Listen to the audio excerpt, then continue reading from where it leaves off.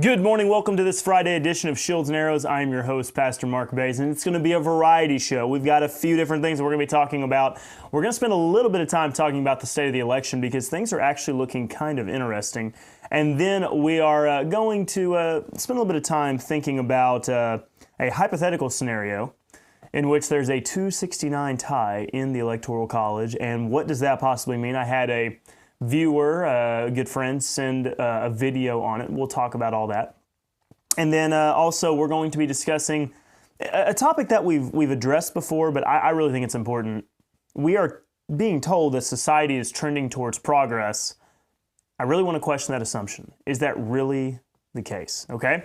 So with that, thank you all for joining us here on our Friday edition of today's show. Appreciate all of you who take the time to follow along, because if you're following this and you're not brand new, you've been with us for a while now, you understand the purpose of our ministry, our approach to studying the Bible, and that we are a ministry first, right? Theology is our primary focus, but when it comes to the matters of the world, the faith, a big part of our theology is the fact that you and I live in a time in which prophecy is not being fulfilled, right? That the Lord is not carrying out the plans that He had in place for Israel in the Old Testament. And you and I really do live in a pause, all right? We live in an age in which it was unknown, unforeseen. It was a mystery that was only revealed after the death, burial, and resurrection of Christ. And God is not dealing with nations. He's dealing with individuals, right? Where you and I, we can hear the gospel, we can receive it, be persuaded, and be reconciled unto Him, right? So what that means is this world is kind of what we make of it, right? The politicians that are in place, the policies that are implemented, it's up to us, all right? And so we are going to have to do the best we can. The decisions that we make absolutely matter, all right? They absolutely matter.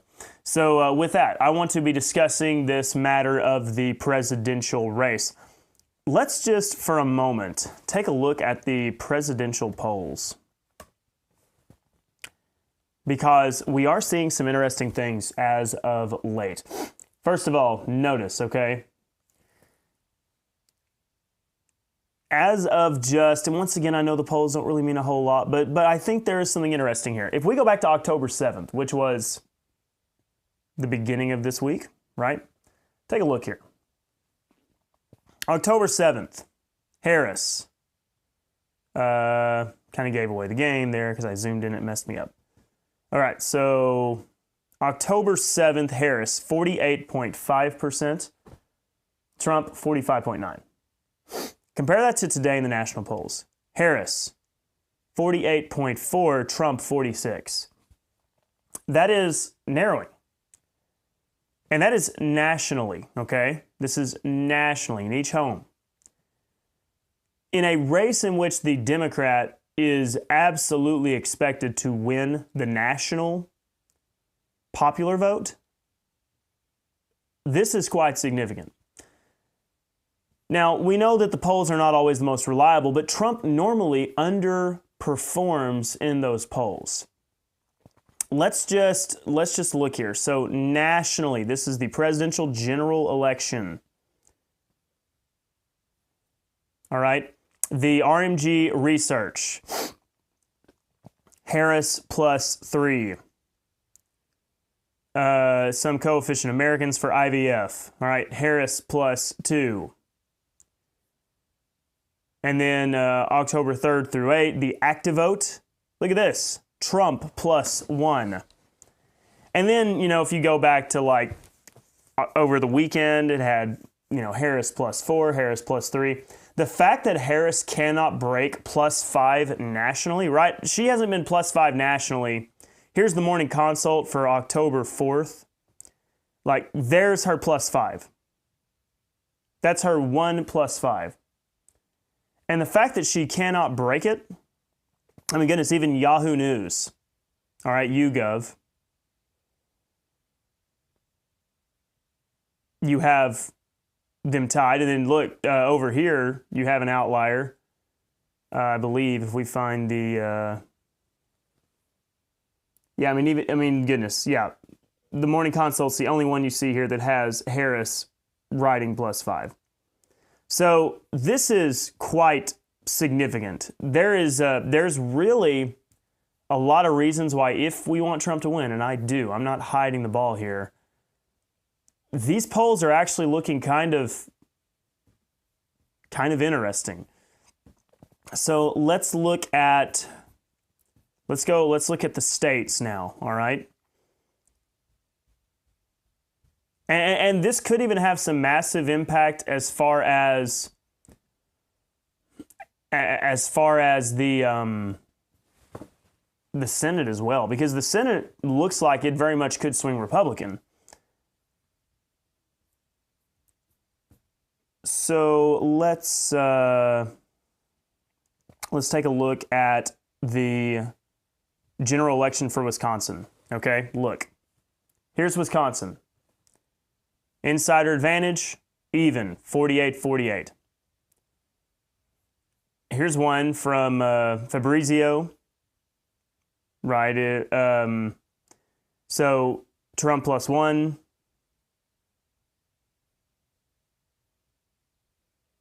October 8th and 9th, insider advantage, Trump +2. Active vote, Harris +2. These are really, really razor-thin polls. Just look. All of these are. Here's one that has Harris +4. In this race, that is incredibly slim margins. Georgia, I think Trump's gonna win Georgia. He seems to be doing well there. Here's Pennsylvania. Insider advantage, Trump +2. Emerson College, Trump +1. Trump. We know that typically when you do have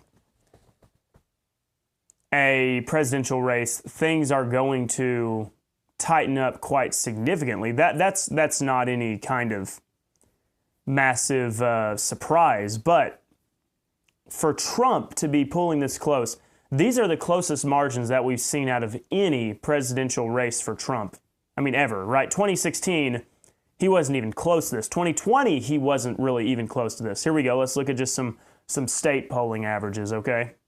So here's on 270 to win. Let's take a look at these. Get it pulled up for you. All right, here we go. So nationally, and this is 270 to win here, so not 538, different website. Harris leading 2.4% nationally. That is actually terrible for a Democrat, all right? That is not good. Democrats need to poll way better than only 2.4% nationally. When you look at the previous races, the margin has been significantly more than that. And guess what? 2020 was razor thin. You know it. I know it. Let's go to Arizona. Trump is starting to take a pretty solid lead in Arizona, 1.8%. For a Republican, that's really good. We're not really worried about Florida. Now Georgia, still razor thin, but Trump is, in the lead there. I don't think Trump had that kind of lead in 2020. I don't know if we could change the dates or not here, but the entire race was so much less favorable for Trump in 2020. Michigan, look at this. Trump 0.2. Trump 0.2% in the lead. That's a toss-up, obviously. It can go either way, but Michigan is a dead even fight at this point. Nevada, however we say it. Harris 0.8. That's a toss-up. North Carolina, Trump has a 1.2 lead. Ohio is a solid red state now. It's not even close. Pennsylvania, look at this, dead tie, 270. Texas, we're not worried about it. Texas, you better be careful. You could easily get yourself in trouble. Wisconsin here, Harris 0.4. Sorry for all these ads. Extremely frustrating. Maybe I can clear these things out. All right, here's Minnesota. Minnesota's basically out of reach, but I mean, Reagan didn't win Minnesota, so you wouldn't expect it. Virginia, they're holding Virginia to be, firmly for Harris. That's probably true. It'll be interesting to see, though, what Virginia actually looks like. There are some that have anticipation that Virginia could be a lot closer because Virginia's cleaned up its voting in a lot of ways. We'll see. Iowa, Trump firmly has Iowa. The 2nd district in Nebraska, Trump may not win that one, okay? And we're actually going to talk about that today because it is an interesting thing, especially considering Maine and its means of county electoral college.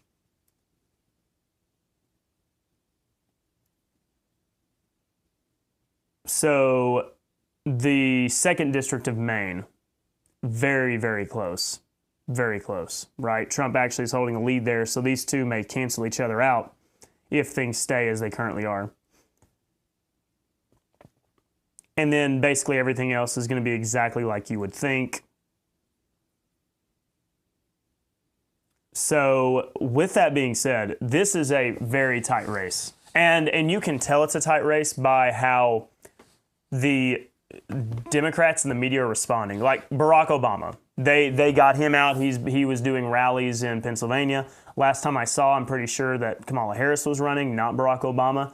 But they know that Kamala Harris is an incredibly unpopular candidate, and so that's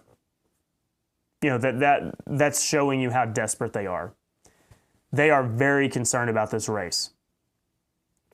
And under normal conditions, I'm just going to be completely honest with you. Under normal conditions, the polling that we are seeing, just the numbers, if you're just looking at the numbers for what they say, the polls tell you that Trump should be able to win. And in fact, Trump really should quite handily win. I'm not telling you that's what's going to happen. The polls are the polls, and the polls are not always right. But in 2016, Trump massively overperformed compared to the polls. In 2020, Trump still overperformed compared to the polls. I think that if we went back and let's see if we can even just pull up. I wonder if we can find the polling for previous times. 2020. There's 2020 presidential results. I wonder if we can.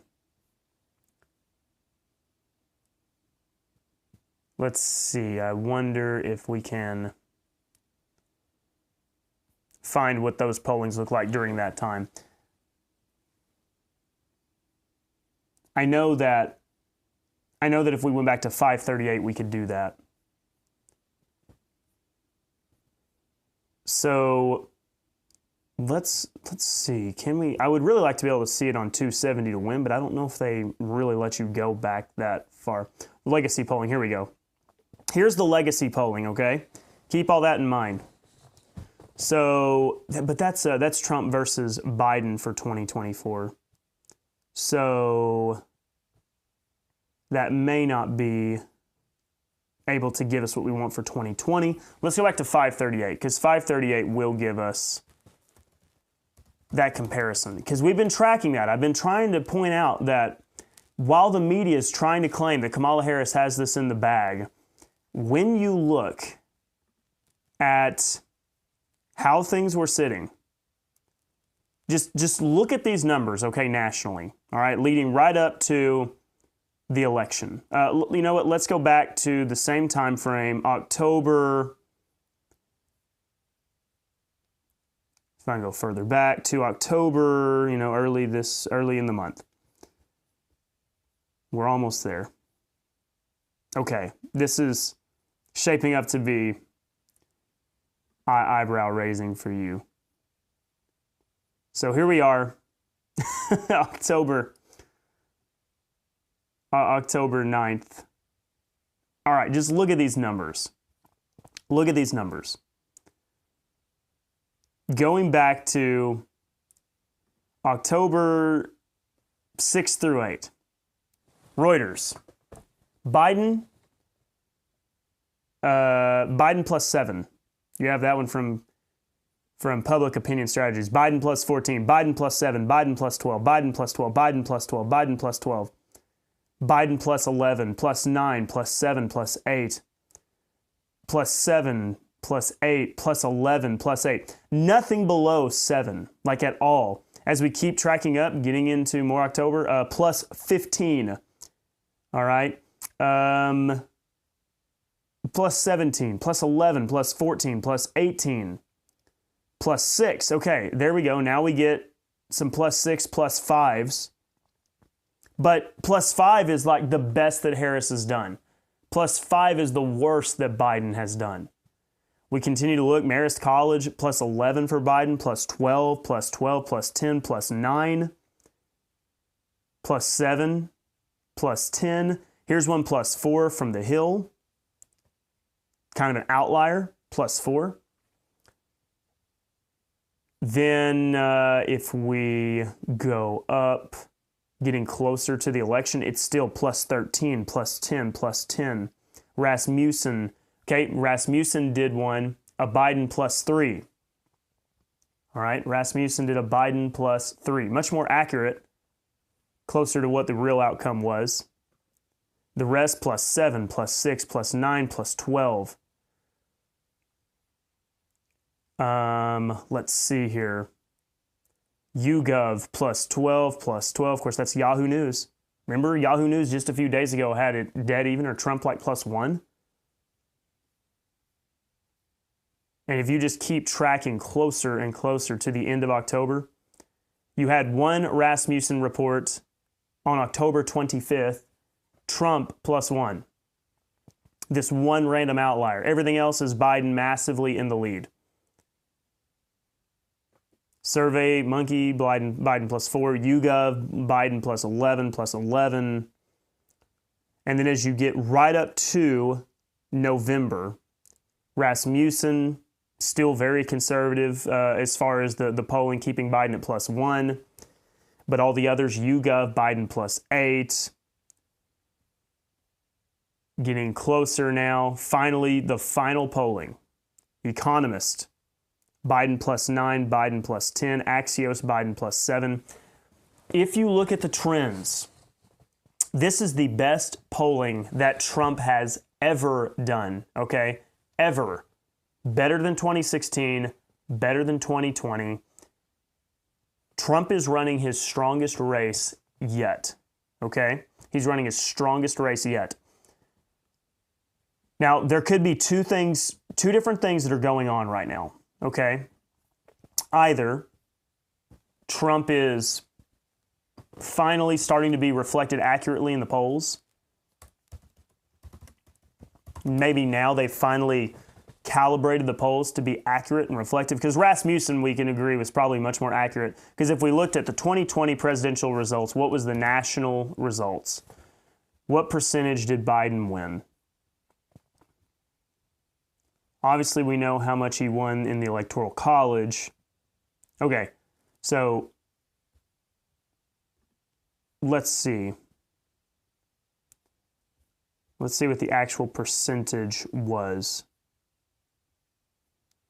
I think it said that Biden won like some 51% of the overall voting, but what did Trump get?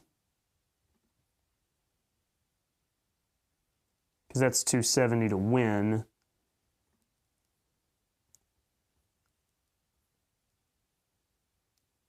So here it was.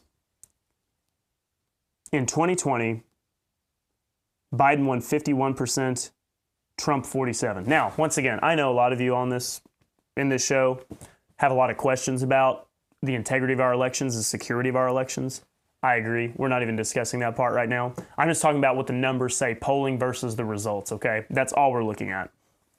So, if we look, Biden was 51%, Trump 47%. That's a 4-point difference nationally. 4-point difference nationally. That is like the best that Kamala Harris is getting right now. I want to say that again so you understand what I'm trying to tell you. All of those polls, with the exception of Rasmussen and a couple just random ones, it had Biden +8, +9, +10, showing a blowout, right? The results were Biden +4 nationally. Biden +4 nationally, ignoring, just setting aside anything that, may have went on at night in, different states and whatnot. I understand. All those things aside, it was a razor-thin margin. Razor. Kamala Harris wishes that every poll had her +4. She wishes every poll had her +4. Kamala Harris right now is hoping, she's hoping for a razor-thin victory. That is her best case. That is her, right now, based upon the numbers that we're seeing, assuming that the polling is accurate, right? And that's assuming the polling's accurate, which it wasn't in 2020 or 2016. But if the polling is accurate, Kamala Harris's ceiling, the best she can do, is eke out a win by a few thousand votes in a few states. That is her ceiling. That is Donald Trump's floor. According to what we're seeing by the polls, Donald Trump's floor is basically losing like he did in 2020. I know it feels doom and gloom. I know it feels like the media is just completely persuading the masses and everybody has no idea. I'm just telling you what we're seeing in the numbers. And if you compare it to previous years, the numbers tell you that Trump actually, if we're being honest, is the favorite. He is sitting better to win. He is more poised to win this race than what Kamala Harris is. And it's something that not a lot of people have said lately. I'm not telling you to get comfortable. I'm looking at some of you, I know what state you live in. You better go vote. All right? You people that are in those swing states, you better go vote. You have to. But if you are living in a state like Wisconsin, if you're living in a state like Michigan or Nevada, do not feel like your vote doesn't matter. You absolutely can win this thing as long as everything is not, fiddled with too much. Here's the thing. Let's say that there is going to be shenanigans in 2024 like there was in 2020. Certain there will be. Shenanigans only work if you can realistically tip the scale. There are the chess pieces on the board are showing Trump could win so much that you can't tip the scale the other way. I'm not telling you that's what's going to happen. I'm not about to predict this thing. But these are the best numbers Trump's ever had. So the media trying to claim that Kamala Harris is running away with this thing couldn't be further from the truth. This is anybody's race. And if anything right now, Trump is the favorite to win. Just because the polls consistently are wrong week in and week out. So we're going to be keeping track of that. Now, there is an interesting world. Let's go ahead and pull up our presidential map. We haven't had just a full-on election-dedicated episode in a few weeks, so let's just let this be it. So I want to show you something here that we are looking at. Let's create this scenario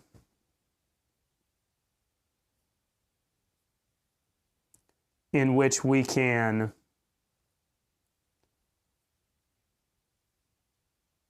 create what I'm trying to show you.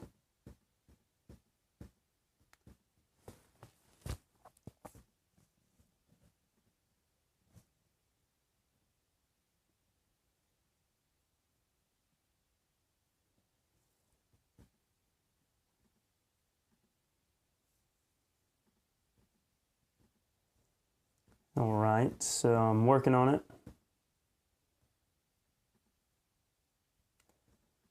So There's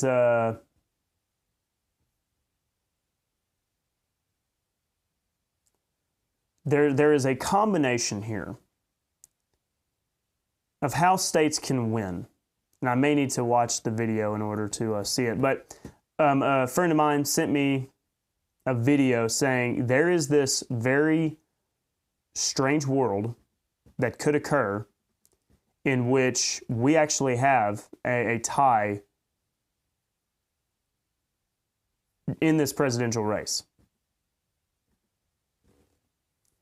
And there it is. I just created it. Okay. Here we go. Here's the presidential map. That could happen. It actually absolutely could happen. So let me show you. This right here is a 269-269 tie. Right, look at that. 269 Democrat, 269 Republican. Here's how that could happen. Trump drops Nevada and Arizona. He absolutely could do that. He could win it. He could lose them. You and I know that's very possible. Trump wins Georgia. And then all he has to do is pick up one of these. Obviously, Minnesota's out of the question. Wisconsin, Michigan, those don't cause a tie. That's a Democrat win. But if he wins Pennsylvania, that puts 269 on the board, and that leaves only 269 for Kamala Harris to pick up.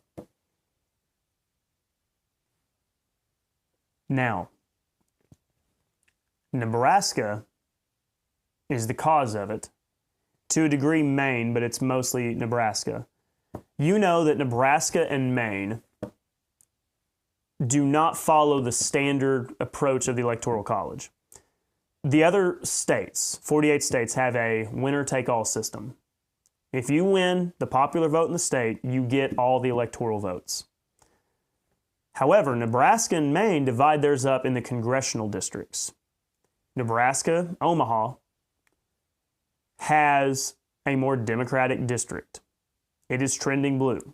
It looks like Trump is going to lose that district. Maine, it could go either way. But Maine very likely could just go all blue. So Nebraska, who has 5 electoral votes, in theory could give 4 to Trump and 1 to Harris. That 1 to Harris takes away from Trump and creates this scenario. Then it would go into the House, and they would have to have their own voting. That is one reason why Robert F. Kennedy Jr. is staying on the ballot. He's like staying on in New York and some other places because technically his name would be in the hat for a special voting. Nebraska is trying to fix this. And they realize look at this map. This is a very realistic map. If I told you Trump could lose Nevada, lose Arizona, but win Georgia, North Carolina, and Pennsylvania, that is a world that could happen. So Nebraska's trying to fix it. They see this problem. What they're aiming for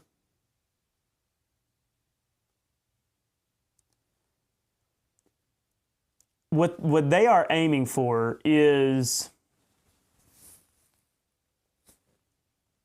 to basically take Nebraska and follow the format of the other states and make it a winner-take-all system. They have enough votes, technically, in the state to do it. They need 33 state senatorial votes. They actually just had a Democrat state senator flip over to Republican. That would give them 33 Republican votes in Nebraska. And they could do this even past the election, mind you, because the way that their government conduct, order of events work, they could do it as long as it's before, January 6th. therefore, here's how crazy this is. According to this video, and if you want to watch it to get maybe the full picture of it, let me show you the link. One of the odd things. So this is the video right here. This guy lays it out for you. The scenario on how that would happen. So you can watch it. It's a 15-minute video. What's incredible is, and this video points out this very real reality, that what we could have is this presidential election be decided not by the states. It won't come down to Pennsylvania. It won't come down to Michigan. It won't come down to Georgia or Arizona. And it won't even come down to Nebraska. It will come down to one person. One person, in theory, if this is how the electoral map plays out, one person will elect the president. It's crazy, but this Nebraskan senator, I don't know the name, you can watch the video, I watched it yesterday or 2 days ago, that switched from Democrat to Republican, if he votes to take that one congressional district electoral college vote and put it just into the winner-take-all system, to where now Nebraska can get 5 electoral votes to Trump, watch what happens in the map.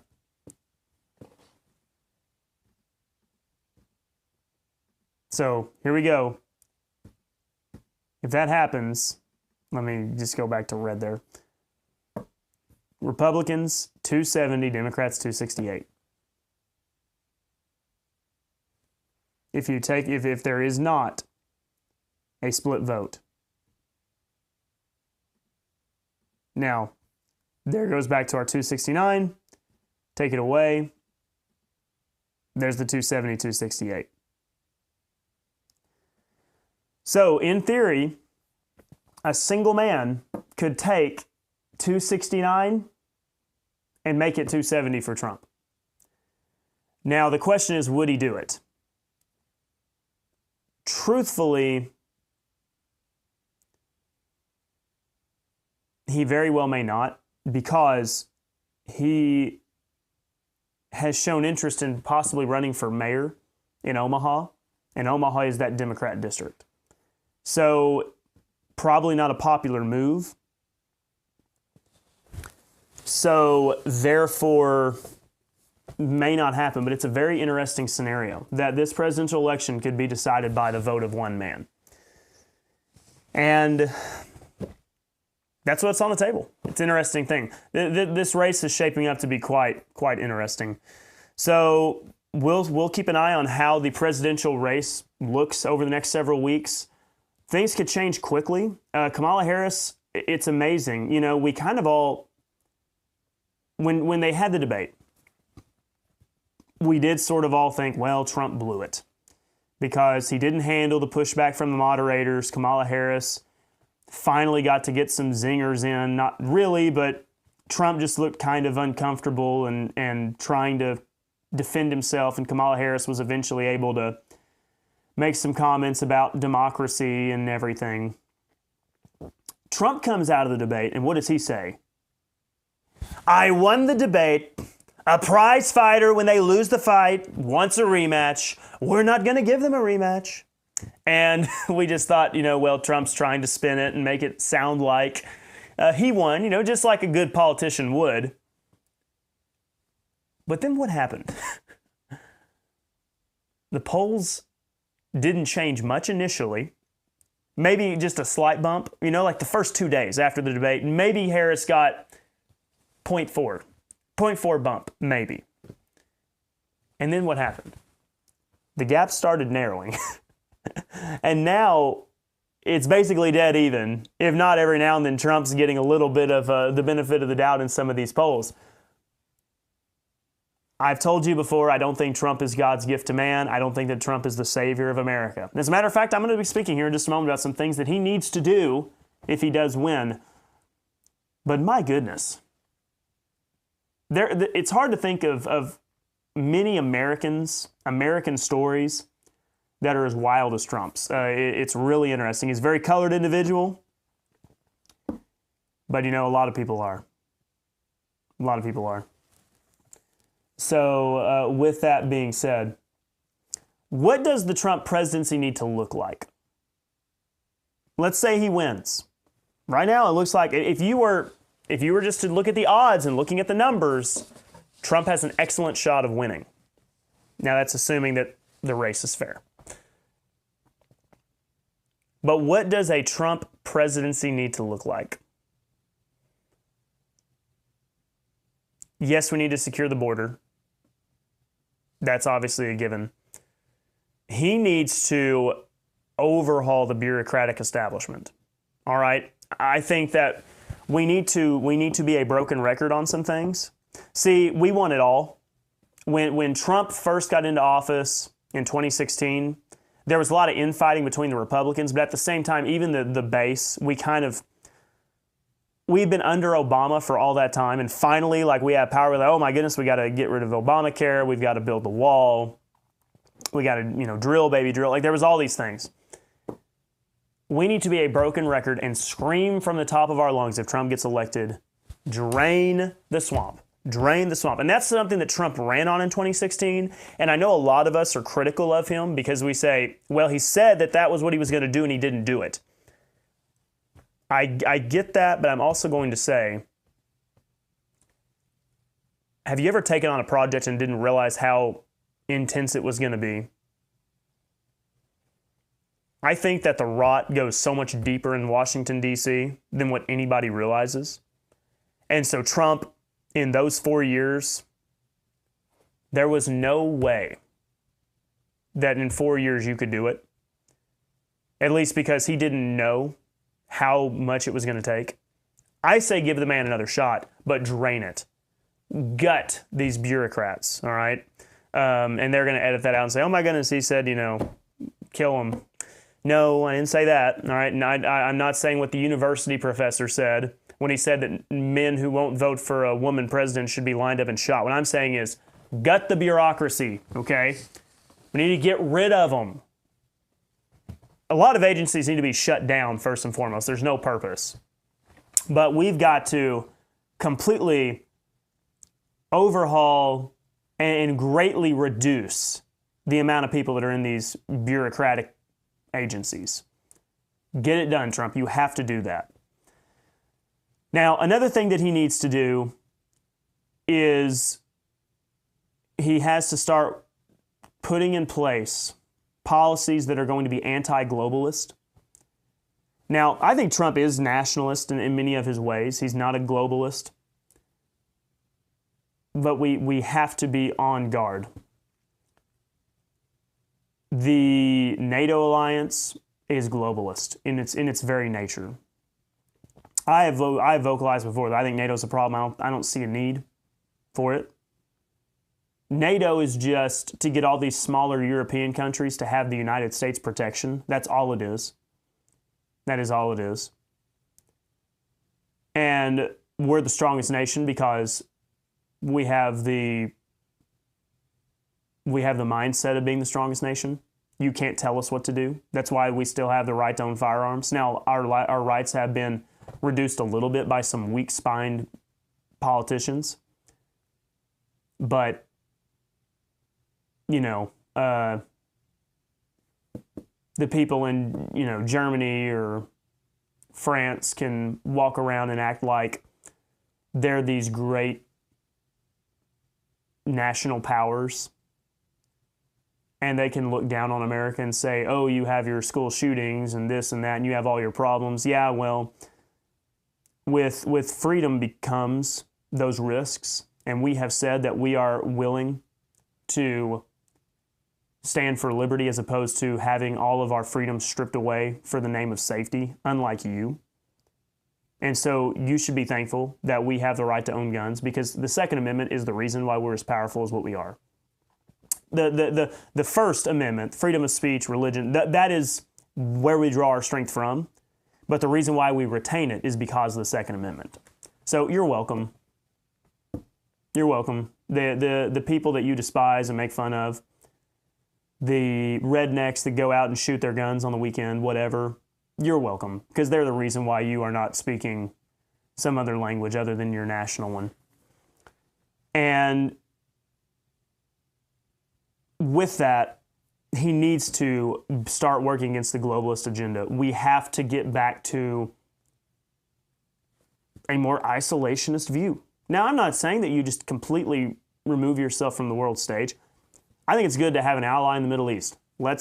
Israel has been a reliable ally. We're not going to cut ties with them. We won't cut ties with others. But we need to get a whole lot more back to a single national focus and a priority. We don't need to be a global empire. And let's just face it, at this point, Ukraine is just a part of the United States empire. That's all it is. The quicker we can get back to focusing on American values and American strength, the world will be a safer place. Because guess what? When Trump was in power, the military was stronger, and he would just randomly bomb terrorists and generals, and people played nice, and Iran didn't have any money.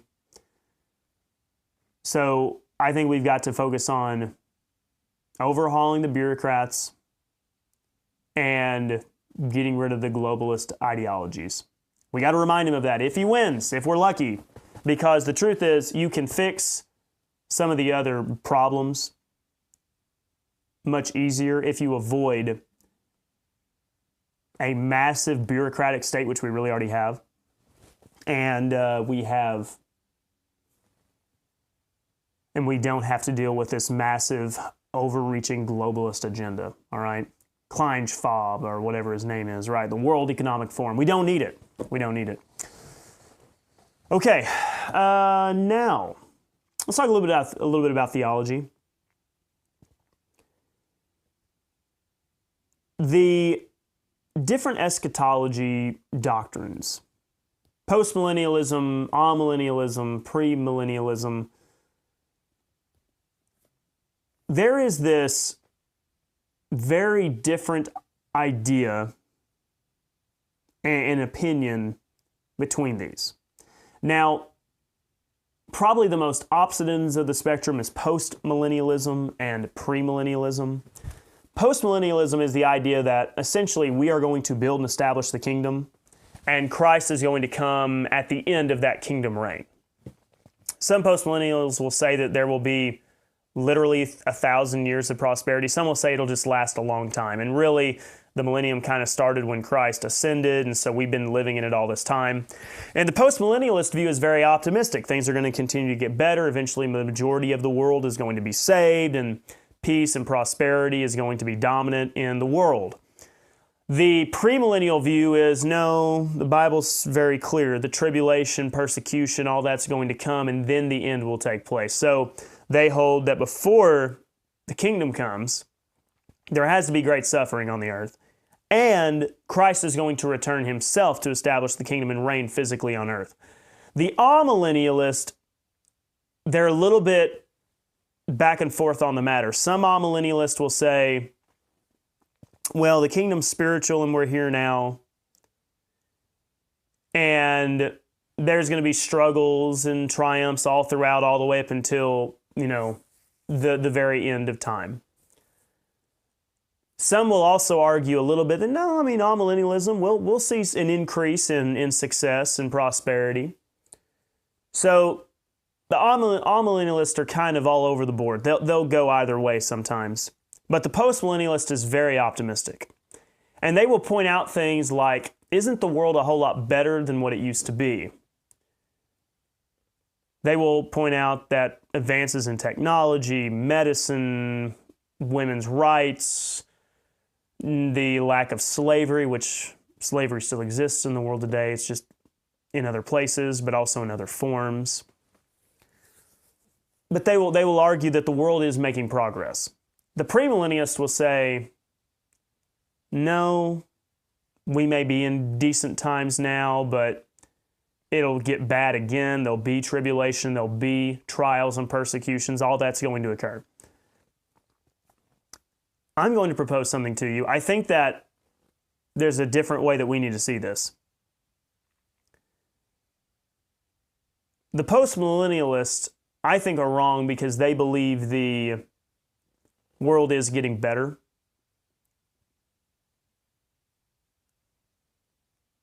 I think that there was wickedness in the days of Noah, and there's wickedness now. It's just not necessarily the same. Let's think about this.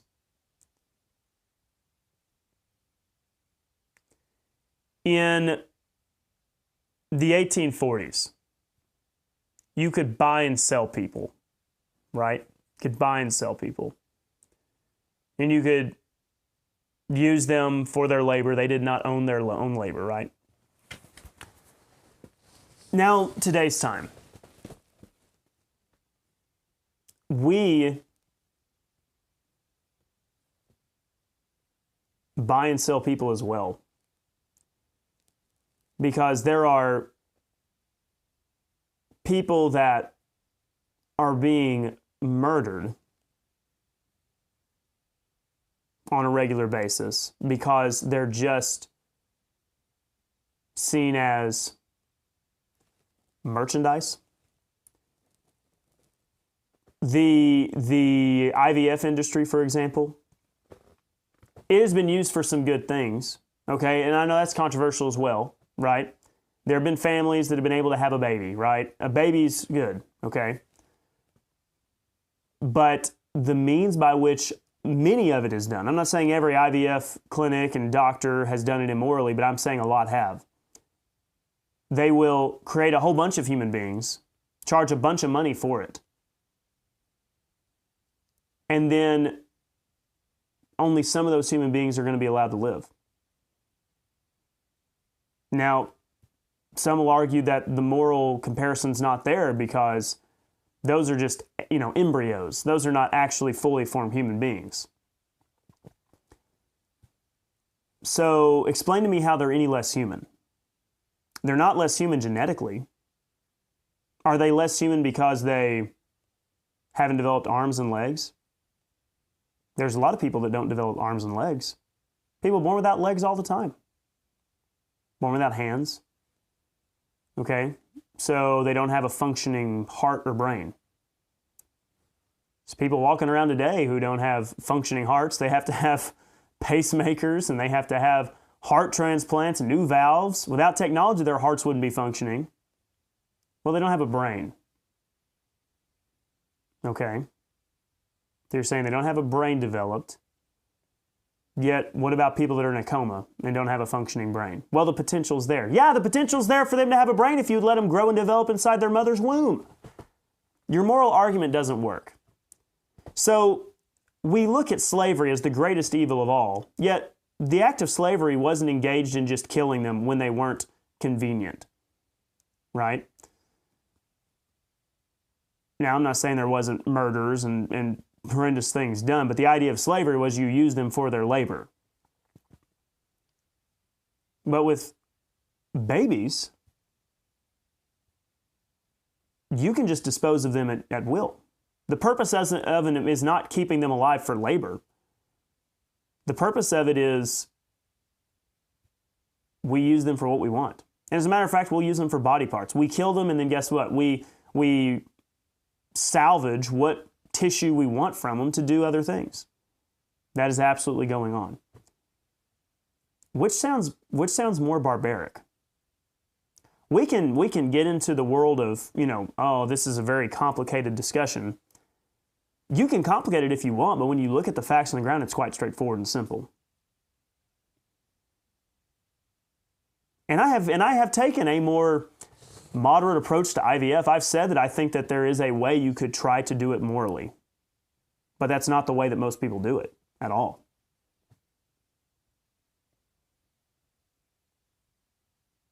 What about other things? Well, women didn't have the right to vote in 1919. How terrible is that? Yeah, another thing that women weren't doing in 1919 was going off to war to die. Just me, this may sound crazy. I think it's the society that only allows the men to vote because the men are the head of the family and represent the family. The society that says only the men vote, but we must protect our wives and mothers and daughters, is much more moral of a society than the society that says, yeah, we let the women vote, and guess what we let them do? We let them die too. We let them go to war and die. That's barbaric.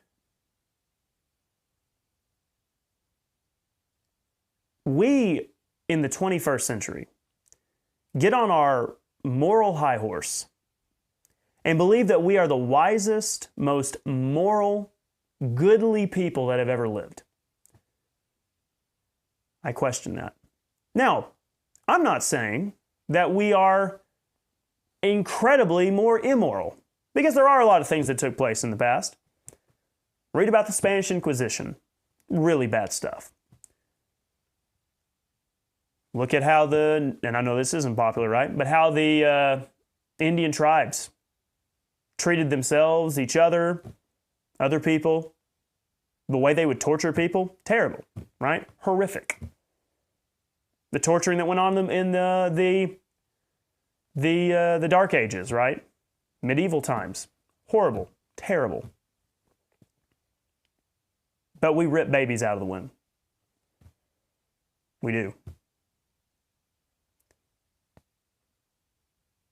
We will rent a mother's womb to birth the baby. Hey, we let the baby live. Guess what? The baby doesn't even live with that mother. The little baby girl's born to live with two men who are morally confused. We're taking a baby from her mother. We take children from their mothers. That's been going on forever. And the Christians that get up and say that we are building the kingdom and we're making all this better, slowly but surely, are you sure about that? In the book Brave New World, we believed that, or the people, the society believed that, man, they were living in the greatest of times. Everybody had their role, everybody had their place, we had all the drugs and all the promiscuity that we needed. Just people fulfilling their most carnal desires. And guess what? There was no uprisings. There was no fighting, because people were just staying drugged up all the time. They couldn't realize what was going on around them. We need to wake up and realize that we're not necessarily worse in every aspect than every generation that came before, but we are certainly not objectively better in every aspect. We are morally confused. And that's because we have bad theology. We believe that everything's going to get better and better and better. It's a poor interpretation of Scripture. Scripture testifies that there is going to be an increase. If we go to the Scriptures and we go to the testimony of 2 Timothy chapter 3, know this, that in the last days perilous times shall come.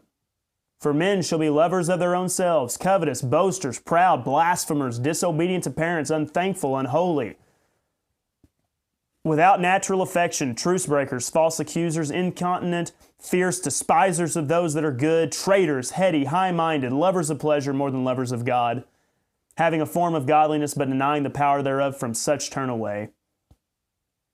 For of this sort are they which creep into houses and lead captive silly women laden with sins, led away with diverse lusts, ever learning and never able to come to the knowledge of the truth. Now as Jannes and Jambres withstood Moses, so do these also resist the truth. Men of corrupt minds, reprobate concerning the faith.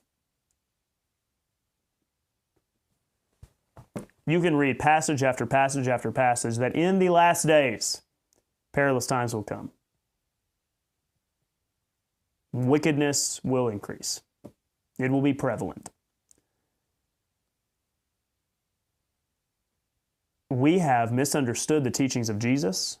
We have misunderstood the prophetic program, because we don't understand that all that was on pause. In Acts chapter 2, was it the last days? Yes, it was actually. Those days were starting to be fulfilled. It was the prophecies of Joel. But you know what happened that stopped it? Israel's rejection of the Messiah and God implementing our age of grace. where we're not under the kingdom program. My message to you is not repent, for the kingdom of heaven is at hand, be baptized for the remission of sins, and you shall receive the Holy Ghost.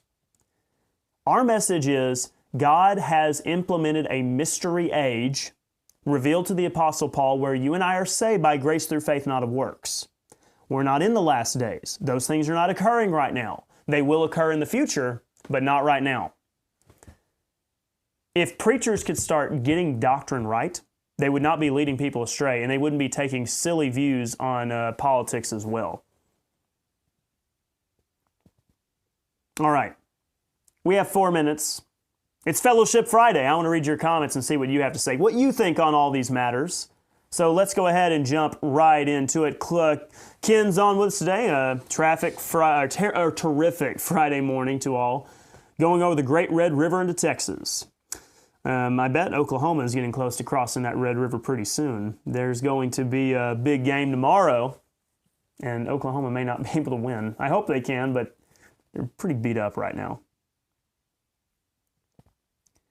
We got Robert on. Good morning, Robert. Rick, appreciate you. Myra jumping in. Toby. Cliff, always glad to have you with us. Nancy says, Mark, you should create YouTube short on why Christians need to vote. I need to do it. I need to do it quick. I could do a YouTube short. I'll think about it. Mom says, good morning. Good morning, Mom. She's in Oklahoma, or in the city right now, while my old high school is playing in the state tournament in baseball. He said it should be similar to the small church video format. If I get time to film it, I could do it. If I got time to film it. I need here's a shameless plug. If you want the video to happen, give me some babysitter money, okay? Just a shameless request. It's unanimous. All right, Kristen wants it. Goodness. Okay, well, we'll see. I'll see what I can do. The fan club has spoken, Kristen says. He said I could even use my Trump impersonation on the video. It's an interesting idea.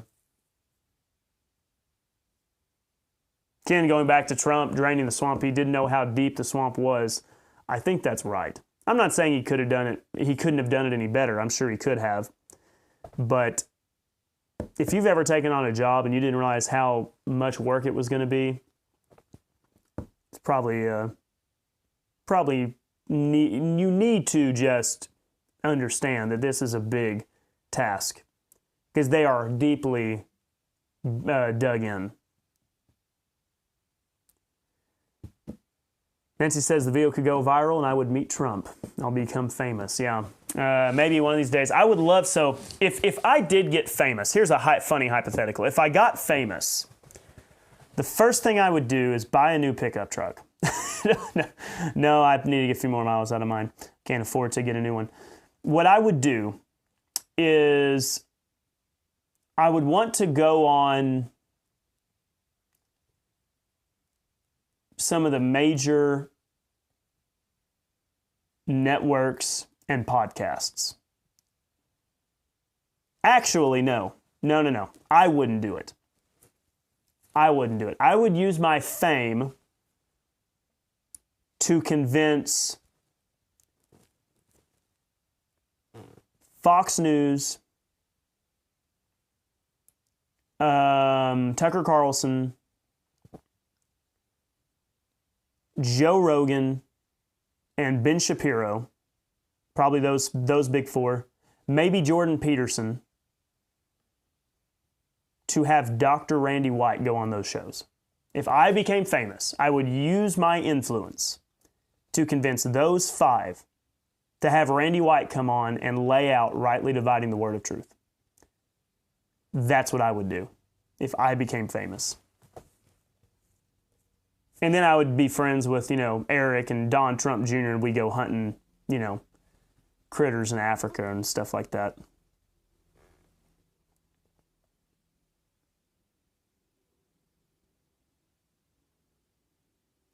John Snodgrass, with all this time since the beginning to perfect the lie, wickedness is hard to spot, and with sensitivity lessened, we vote for it and give him power. Yeah. I can't add to that. Nancy says the governor in Colorado is a homosexual with 2 adopted sons and has his homosexual partner living in the governor's mansion with him. We live in... We are... So we're obsessed with like apocalypse movies and dystopian books and stuff. Not apocalypse, but we kind of like them though. But dystopian, right? The complete collapse of society and everything. We're in it. We are in it.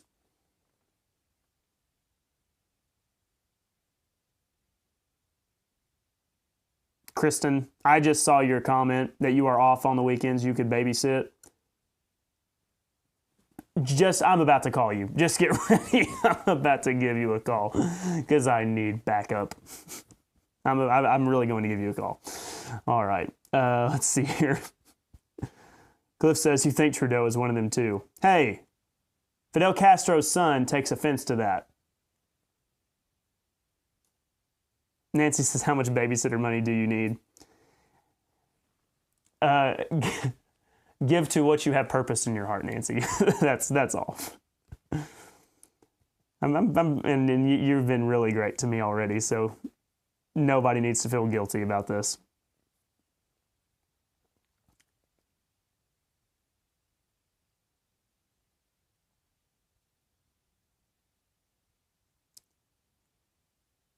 Oh yeah, Kristen says I would love to sit me down with Charlie Kirk. Man, yeah, Charlie Kirk is a really sharp guy. You're going to see a lot more of him. I think you're going to see a lot more of him. Assuming that he manages to avoid scandals and whatnot, because it seems like everybody kind of has them from time to time. But yeah, I think he's going to be in the public eye for a long time. I would like to sit down with him. He's going to be very well read. A lot of it's, I don't know that I would say it goes over his head, but it's going to be such a foreign idea to him. He's probably not even going to want to go that route. He's probably going to be more worried about other things, but I hope that I could sit him down and get him willing to listen, because I like Charlie Kirk from what I hear. He is very, very well spoken.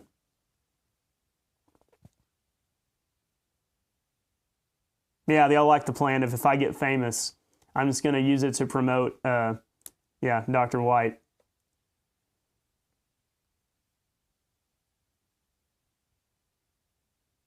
All right. Sounds like a good plan. Well, we're at 1 hour and 3 minutes now, and I probably need to get around and start getting stuff done. I've got papers to write and sermons to prep and all sorts of fun things. I appreciate it. This has been a good one. We're probably going to do a lot more analysis of the election. It matters, sadly. It is sad that it matters, that we really have to care, but we do need to care. Furthermore, we'll see how all that affects the Senate and maybe even the House, because if Trump is surging, maybe he can carry some of those with him. We certainly hope that would be the case. All right, well, today was a lot of fun. I appreciate each and every one of you for taking the time to hop on some good discussion. And that is what we are all about here, because this is Shields and Arrows. And we're here to defend the faith, the family, and the fellowship. We are the fearless fighters for the faith. And you continue to help me week in and week out by being here, supporting me, praying for me. I appreciate it. You all have a great rest of your weekend. We'll see you next week.